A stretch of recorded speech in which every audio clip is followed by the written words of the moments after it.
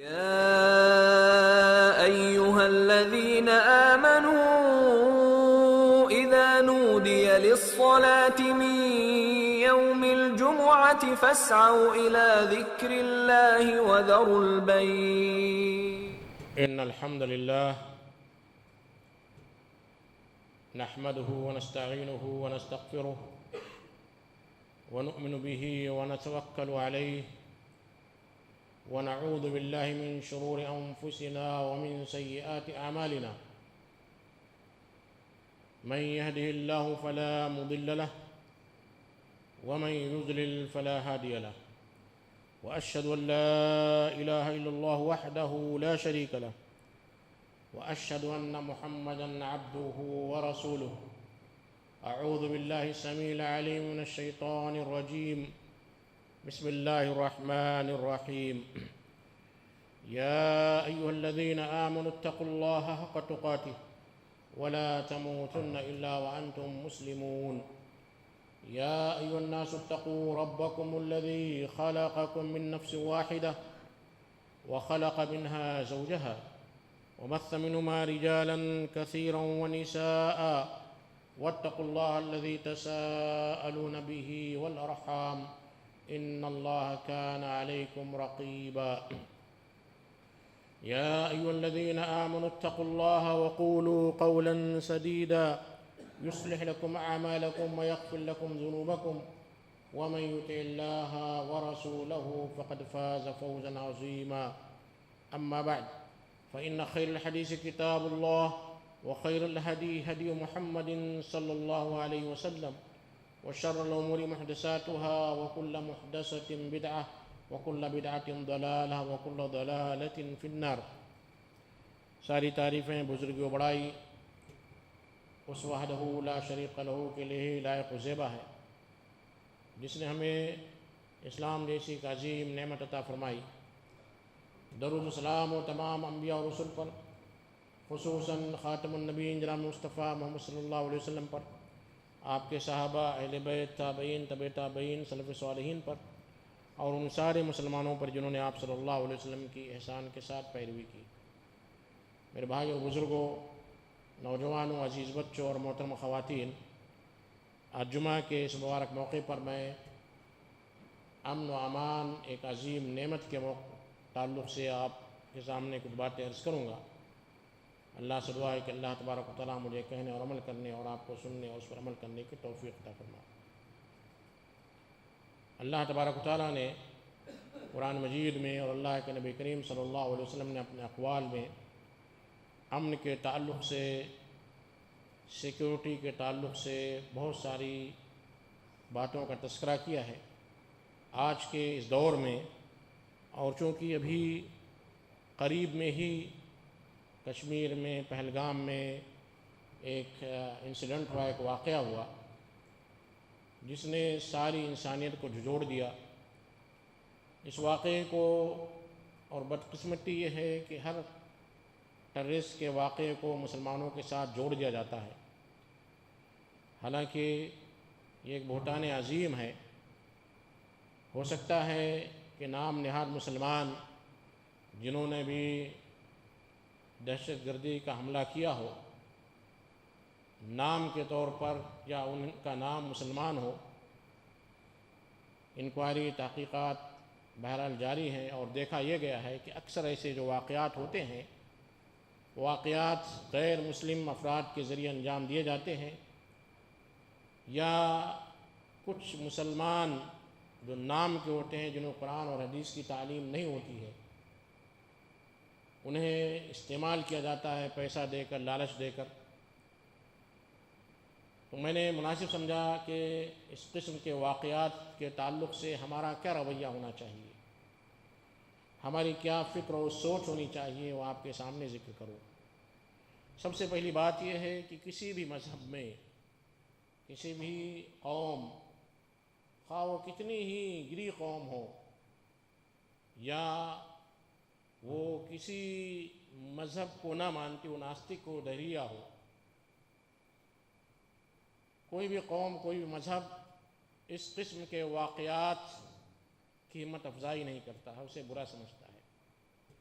انسانیت سے گری ہوئی چیز ہے کہ آپ کسی چلتے پھرتے نہتے انسان کو، انسان خواہ وہ اسلام کا ماننے والا ہو یا نہ ماننے والا ہو، خواہ ایسے حالات میں ہو کہ جنگی حالات ہوں، تو بھی آپ کسی کو ایسے پکڑ کر نہیں مار سکتے ہیں۔ اس کا ایک اصول ہے، ایک ضابطہ ہے، ایک پروسیجر ہے۔ یہاں تک کہ قاضی وقت جو جج ہوتا ہے اسلامی گورنمنٹ میں، وہ بھی اگر کسی کو زنا کرتے ہوئے دیکھے تو فوراً پکڑ کر اسے سزا نہیں دے سکتا ہے۔ اس کے لیے ایک لیگل پروسیجر ہے، گواہ ہے، شاہدین ہونا چاہیے، 4 گواہ ہونے چاہیے، اور گواہی کے بھی کچھ اصول و ضوابط متعین کیے گئے ہیں۔ حاکم وقت خلیفہ ہونا چاہیے، اس خلیفہ کے روبرو جو ہے مقدمہ پیش کیا جائے قاضی کے ذریعے، اور پھر ایک فیصلہ ہوگا، اس فیصلے پر اپیل بھی ہوگی، اور آخری میں جو ہے حاکم وقت کی اجازت سے اس سے قصاص لیا جائے گا، اسے سزا دی جائے گی، اس پر حد نافذ کی جائے گی۔ یوں ہی آپ کسی کو، خواہ وہ آپ کا سری دشمن ہی کیوں نہ ہو اور آپ کے مذہب کا ہی دشمن کیوں نہ ہو، مذہب اسلام کو برا بھلائی کیوں نہ کہتا ہو، اللہ کے نبی، قرآن اور دیگر مقدسات کو برا ہی کیوں نہ کہتا ہو، آپ اسے اچانک پکڑ کر قتل نہیں کر سکتے ہیں۔ اس کے تعلق سے قوانین ہیں، کچھ ضوابط ہیں، کچھ اصول ہیں، کچھ لیگل پروسیجر ہیں، ان ساری چیزوں کو فالو کرتے ہوئے اس کے خلاف قانونی کارروائی کی جا سکتی ہے۔ یوں ہی آپ چلتے پھرتے کسی کو پکڑیں اور قتل کر دیں اور کہیں کہ ہمارا دشمن ہے، تو آپ کو قصاصاً قتل کر دیا جائے گا۔ یہ اسلامی حکومت اور اللہ کے نبی کریم صلی اللہ علیہ وسلم کا فیصلہ ہے۔ اور اس قسم کے جو واقعات ہوتے ہیں اس کے تعلق سے قرآن مجید نے بڑی سخت وعید سنائی ہے۔ اللہ تبارک و تعالیٰ فرماتا ہے، انما جزاء الذین یحاربون اللہ ورسولہ ویسعون فی الارض فسادا ان یقتلوا او یصلبوا او تقطع ایدیہم وارجلہم من خلاف او ينفوا من الارض ذلک لهم خزي فی الدنیا ولهم فی الآخرۃ عذاب عظیم۔ یقیناً وہ لوگ جو اللہ اور اللہ کے رسول سے جنگ کرتے ہیں اور زمین میں فساد پھیلاتے ہیں، کرپشن پھیلاتے ہیں، ویسعون فی الارض فسادا، اللہ اور اللہ کے رسول سے جنگ کا مطلب یہ ہوتا ہے کہ قرآن اور حدیث کی خلاف ورزی کریں اور لوگوں میں بدامنی پھیلائیں، چوری ڈکیتی کریں، زنا کریں، فحاشی کریں، اور پوری مملکت کو، پوری انسانیت کو برائی کی طرف لے جائیں۔ جیسے مثال کے طور پر کوئی ویب سائٹ بنا لی جائے، پورن ویب سائٹ، یا ایسے ویب سائٹ بنا جائے جہاں جو ہے لوگوں کو ورغلایا جائے، لوگوں کو جو ہے قتل اور خون اور غارت گری پر جو ہے ورغلایا جائے، یا ایسی ٹریننگ دی جائے کہ آپ جو ہے ڈکیتی کریں، چوری کریں۔ یہ ساری چیزیں محاربہ کے نام پہ آتی ہیں۔ ان کی سزا کیا ہے؟ یقتلوا، کہ انہیں اچھی طرح قتل کیا جائے۔ یقتلوا عربی زبان میں قتل کا معنی ہوتا ہے کل کرنا۔ یقتلوا، اچھی طرح قتل کیا جائے، بری طرح قتل کیا جائے، اور یصلبوا، یا انہیں سولی پر لٹکا دیا جائے۔ جیسے جو گناہ ہوں، گناہوں کے مطابق انہیں سزا دی جائے۔ او ينفوا من الارض، یا اگر معمولی گناہ ہے تو انہیں زمین سے، اپنے شہر سے دربدر کر دیا، جسے توڑی پار کہا جاتا ہے، یعنی ایک شہر سے ایک شہر میں ان کی آمد و رفت روک دی جاتی ہے۔ یہ 3 سزائیں مختلف جو ہے کارروائی کے طور پر کی جائیں گی۔ ذالک لہم خزی فی الدنیا، یہ دنیا میں ان کے لیے ایک رسوائی ہے، ولہم فی الآخرۃ عذاب عظیم، اور آخرت میں ان کے لیے ایک دردناک، ایک بڑا عذاب ہے۔ تو میرے بھائی اور بزرگوں، اس قسم کے جو واقعات ہوتے ہیں یا جو واقعات انجام دیے جاتے ہیں، ہمارے بعض نوجوان یہ سوچتے ہیں کہ شاید ایسا کرنا صحیح ہے، کیونکہ دوسرے مقامات پر ہمارے مسلمان بھائیوں کی لنچنگ کی جا رہی ہے، ان کے گھروں کو بلڈوزر سے توڑا جا رہا ہے، انہیں سزا دی جا رہی ہے، ان پر بے حد ظلم کیا جا رہا ہے، انہیں ستایا جا رہا ہے۔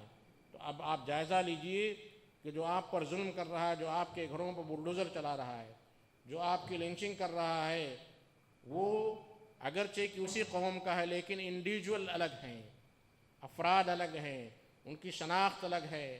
آپ اس کے بدلے کسی دوسرے کو قتل نہیں کر سکتے ہیں، کسی دوسرے کو سزا نہیں دے سکتے ہیں. وَلَكُمْ فِي الْقِصَاصِ حَيَاتٌ ان کا جو لفظ ہے، جو آیت ہے، اس میں جس نے جس کو قتل کیا ہے اسی کو قتل کیا جائے گا. اور یہ قتل بھی، یہ قصاص بھی ایک پروسیجر کے ذریعے ہوگا. یوں ہی نہیں کہ آپ کو اگر کسی نے قتل کر دیا آپ اسے فوراً قتل کر دیں، یا 2-4 لوگ مل کر جا کر اسے قتل کر دیں. ہاں، کوئی آپ کے قتل کے لیے آتا ہے، آپ کو قتل کرنے کی کوشش کرتا ہے، تو آپ دفاع میں اگر اسے قتل کرتے ہیں تو یہ جائز ہے، دفاع میں. لیکن اگر کوئی شخص آپ کو، آپ کے بیٹے کو یا آپ کے والد کو قتل کر کے چلا گیا، آپ اسے کہیں سے پکڑ کر لا کر ذبح نہیں کر سکتے، اسے قتل نہیں کر سکتے ہیں. یہ اب گورنمنٹ اور اسلامی حکومت کا یا قانونی لیگل پروسیجر کا معاملہ ہو گیا. اب اسے اس کے حوالے کیا جائے گا اور اس کی قانونی کارروائی کی جائے گی. 2 چیزوں میں فرق ہے. اسی لیے یہ جو اس قسم کے جو کارروائیاں ہوتی ہیں، اس قسم کے جو انسیڈنٹس ہوتے ہیں، اس کو کسی بھی طریقے سے جواز کا فتویٰ نہیں دیا جا سکتا ہے. یہ چیز جائز ہے یا مناسب ہے یا ایسا کرنا چاہیے یا جو ہوا وہ صحیح ہوا، اس قسم کے لیبل اسے نہیں دیے جا سکتے ہیں، بلکہ اس کی نندا کی جائے گی، اس کی برائی بیان کی جائے گی اور اس کی مذمت کی جائے گی کہ جو چیز ہوئی ہے وہ چیز غلط ہے. انسانیت کے طور پر بھی، اور اسلام جو امن و شانتی کا مذہب ہے، اسلام امن و شانتی کا مذہب ہے، ایسی صورت میں یہ چیز اور زیادہ بری ہو جاتی ہے. اس لیے کہ قرآن مجید ایک واحد کتاب ہے جس میں اللہ تبارک و تعالیٰ نے کسی بھی نفس کو، کسی بھی جان کو جان کے بدلے نہ ہونے کی وجہ سے اگر کوئی قتل کرتا ہے تو گویا کہ اس نے پوری انسانیت کو قتل کیا. اللہ تبارک و تعالیٰ فرماتا ہے: من قتل نفسا بغیر نفس او فساد فی الارض فکأنما قتل الناس جميعا. جس نے کسی جان کو کسی جان کے بدلے نہ ہو کر، یعنی کسی نے کسی کو قتل کیا، اس قتل کے بدلے قصاصاً اگر قتل کیا جاتا ہے تو جائز ہے. یا حدیث کی روشنی میں کوئی جو ہے زانی جو شادی شدہ ہے اسے رجم کیا جاتا ہے. یہ سزائیں جو گورنمنٹ کی، اسلامی حکومت کے ذریعے ہوتی ہیں، اس سے ہٹ کر اگر کوئی کسی نفس کو، کسی جان کو قتل کرتا ہے، فَكَأَنَّمَا قَتَلَ النَّاسَ جَمِيعًا، تو گویا کہ اس نے ساری انسانیت کو قتل کر دیا. یہ آیت آپ کو کب سمجھ میں آئے گی؟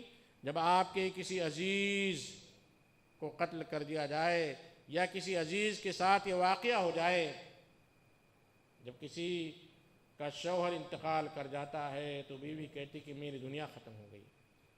جب کسی کی بیوی انتقال کر جاتی ہے تو شوہر کہتا ہے میری دنیا ختم ہو گئی. فَكَأَنَّمَا قَتَلَ النَّاسَ جَمِيعًا. اس نظریے سے جو آپ دیکھیں گے کہ اگر کسی نفس کو قتل کرتے ہیں تو جس کو قتل کیا گیا اس کے رشتہ دار کا نظریہ کیا ہوتا ہے؟ اس کی دنیا لٹ گئی، برباد ہو گئی. فَكَأَنَّمَا قَتَلَ النَّاسَ جَمِيعًا. وَمَنْ أَحْيَاهَا، اور جس نے کسی ایک نفس کی جان بچا لی، فَكَأَنَّمَا أَحْيَا النَّاسَ جَمِيعًا، تو گویا کہ اس نے ساری انسانیت کو بچا لیا. میرے بھائیو، امن ایک عظیم نعمت ہے. امن اگر ہے تو انسان جو ہے روزی روٹی کے لیے نکل سکتا ہے. امن ہے تو سکون سے وہ سو سکتا ہے. امن ہے تو اس کی تعلیم، وہ بچوں کی تربیت، اس کا روزگار، اس کی تجارت، اس کی ساری چیزیں محفوظ ہوتی ہیں. اور اگر امن نہیں ہے تو میرے بھائیو دنیا میں کوئی بھی چیز آپ آسانی سے حاصل نہیں کر سکتے ہیں. ابراہیم علیہ السلام نے جب اپنے بیٹے کو وادی غیر ذی زرع میں چھوڑا تو کیا دعا کی؟ رب اجعل ھذا بلدا آمنا وارزق اہلہ من الثمرات من آمن منہم باللہ والیوم الآخر. اے میرے پروردگار، میں اپنے بچوں کو، بیوی بچوں کو اس مقام پر چھوڑ کر جا رہا ہوں، اس مقام کو تو امن والا بنا دے، امن والا شہر بنا دے. بلدا آمنا، بڑی عظیم دعا تھی. ابراہیم علیہ السلام نے دعا کی کہ یہ مقام امن والا ہو. کیوں؟ کہ اگر وہ امن و سکون والا نہ ہوتا تو کیا وہ اپنے عزیز بچے کو، اپنی بیوی کو اس مقام پر چھوڑ کر جا سکتے تھے؟ اور اس کے بعد دوسری چیز کا تذکرہ کہ وَارْزُقْ أَهْلَهُ مِنَ الثَّمَرَاتِ، اور یہاں کے رہنے والے، یہاں کے باشندوں کو تو مختلف قسم کے میوہ جات سے، فروٹ سے رزق مہیا فرما. اللہ تبارک و تعالیٰ نے امن کا تذکرہ کیا، اس کا اس نعمت کو قریش پر ذکر کیا اور کہا لإلاف قریش إيلافهم رحلة الشتاء والصيف فليعبدوا رب هذا البيت الذي أطعمهم من جوع وآمنهم من خوف. قریش کو کہا جو ایمان نہیں لا رہے تھے فليعبدوا رب هذا البيت، انہیں چاہیے کہ اس گھر کے رب کی عبادت کریں. کیوں؟ الذي أطعمهم من جوع، اس رب نے جنہیں انہیں بھوک اور پیاس سے نجات دی، انہیں کھلایا پلایا. وآمنهم من خوف، اور انہیں خوف سے نجات دی، امن دیا. امن ایک عظیم نعمت ہے. اللہ کے نبی کریم صلی اللہ علیہ وسلم فرماتے ہیں کہ من بات آمنا فی سربہ معافا فی جسدہ عنده قوت یومہ فکانما حیزت لہ الدنیا. جو رات میں سکون سے سوئے، معافن فی جسدی، کوئی بیماری نہ ہو، ہیلدی ہو، سکون سے سو رہا ہے. آمناً فی سربہ، اپنے گھر میں اپنے مقام پر امن و سکون کے ساتھ رہتا ہو. عنده قوت یومہ، اور اس کے پاس اسی ایک دن کی روزی ہو، ایک دن کا کھانا ہو. فکانما حیزت لہ الدنیا، تو گویا کہ اسے پوری کی پوری دنیا نصیب ہو گئی. جائزہ لیجئے، تین چیزیں، امن اور جو ہے بیماری کا نہ ہونا، اور ایک وقت کی خوراک، 2 وقت کی خوراک ہونا. گویا کہ اللہ تبارک و تعالیٰ نے اسے دنیا کی ساری چیزیں عطا کر دی ہے. اللہ تبارک و تعالیٰ نے امن کا تذکرہ کرتے ہوئے کفار قریش کو کہا کہ اللہ تبارک و تعالیٰ نے اس مقام کو حرماً آمنہ بنایا، امن و سکون والی جگہ بنائی. وَيُتَخَطَّفُ النَّاسُ مِنْ حَوْلِهِمْ، حالانکہ اس کے آس پاس کے لوگ اچک لیے جاتے تھے. اسی لیے زمانے جاہلیت میں جو امن و سکون برباد تھا، اللہ تبارک و تعالیٰ نے حج کے موقع کے لیے، عمرہ کے لیے 4 مہینے حرمت والے قرار دیے، تاکہ کفار قریش، کفار مکہ یا دیگر ممالک کے جو کفار ہیں، جو لٹیرے ہیں، جو ڈاکو ہیں، جو اللہ کے گھر کی زیارت کے لیے، اللہ کے گھر کے حج کے لیے، عمرے کے لیے جاتے ہیں، انہیں بھی لوٹ لیتے ہیں. تو اللہ تبارک و تعالیٰ نے 4 مہینے حرمت والے بنائے، تاکہ کم از کم یہ 4 مہینے یہ بدماش، یہ لٹیرے، ڈاکو اللہ کے مہمانوں کو باعزت طور پر اللہ کے گھر کی زیارت کرنے دیں. اس سے معلوم ہوتا ہے کہ امن و سکون کی کتنی اہمیت ہے. اگر انسان امن سے نہ ہو تو اس کو دنیا بیکار ہوتی ہے، وہ دنیا حاصل نہیں کر سکتا ہے اور ہمیشہ پریشان رہتا ہے.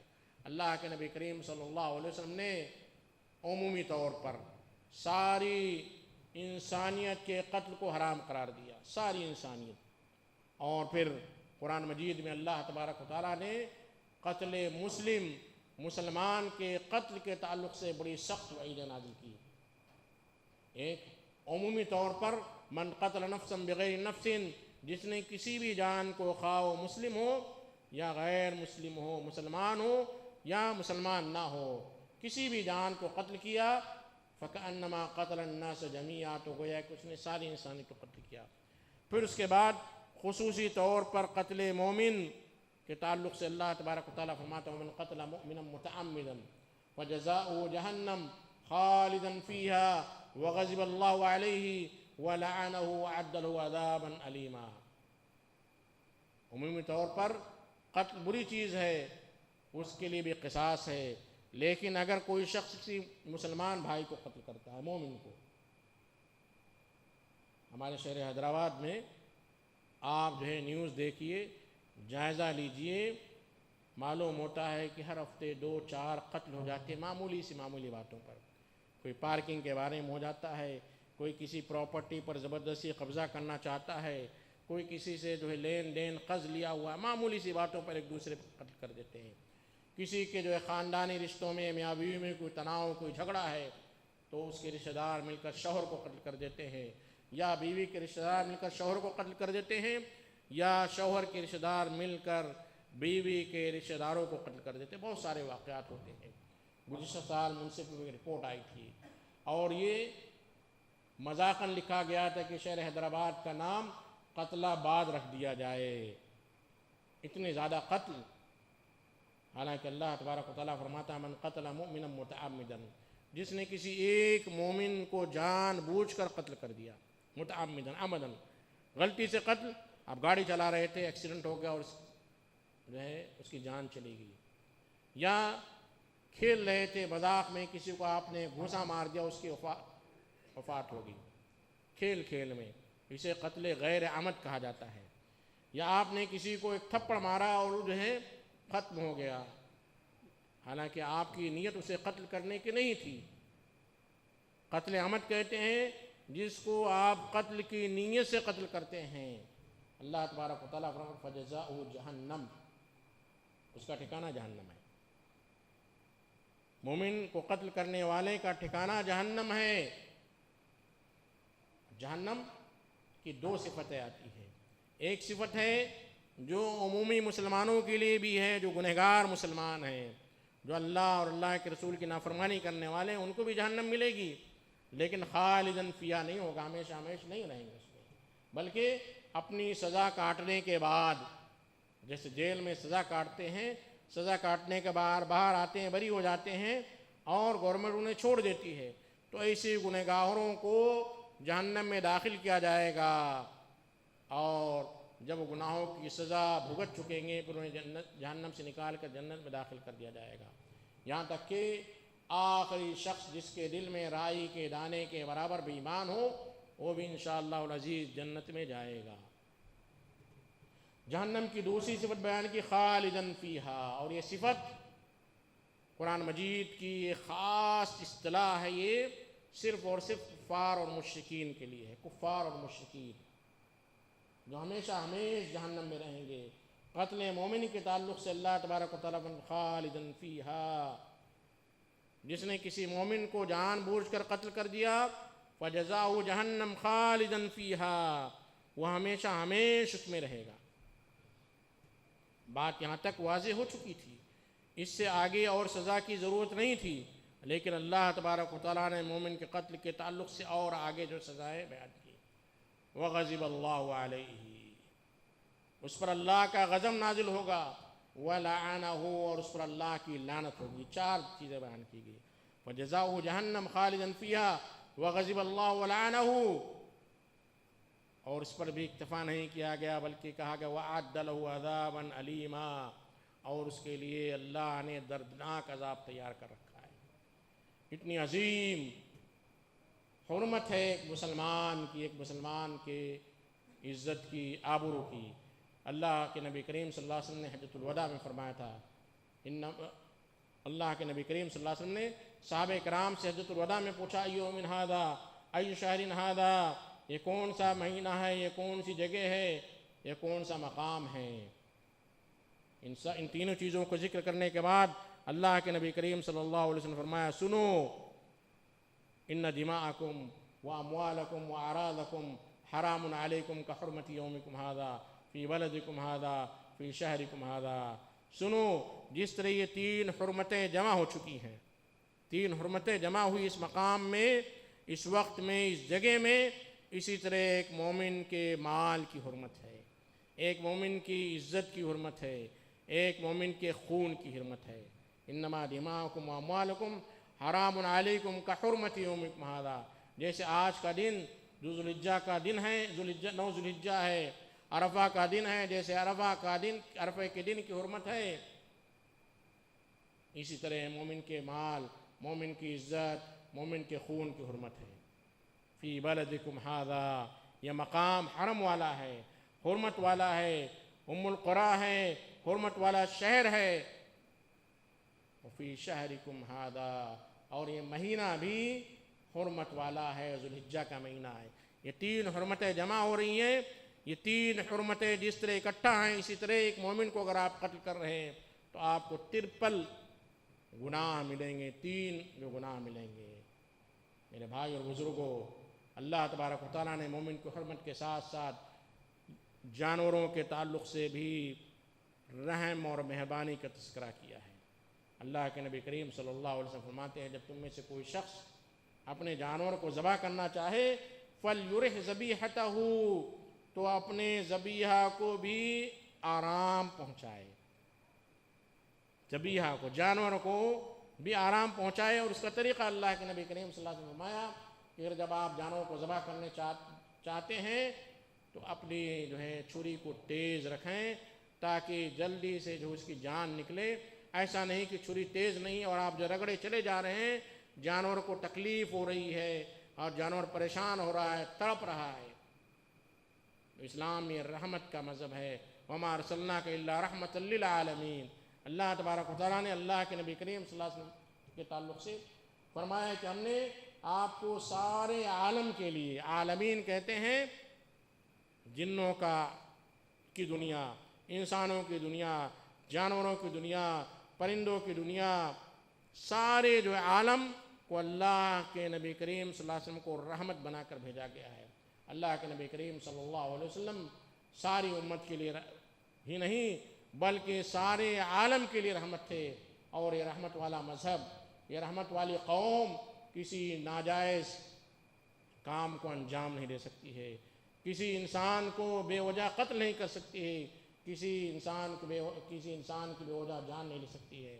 جو واقعات ہوتے ہیں اسے اسلام سے جوڑ دیا جاتا ہے، حالانکہ جب اس کی گہرائی میں جائیں گے، ڈیپلی اس کی انکوائری کریں گے، آپ جائزہ لیں گے تو معلوم ہوگا ایسے سارے واقعات کے پیچھے کوئی نہ کوئی جو ہے ایجنسی کار فرما ہے، کوئی نہ کوئی ایجنسی مسلمانوں کے نام سے یا حقیقت میں مسلمانوں کو اس میں انوالو کر کے یہ کارروائی انجام دیتی ہے تاکہ مسلمانوں کو بدنام کیا جا سکتا ہے۔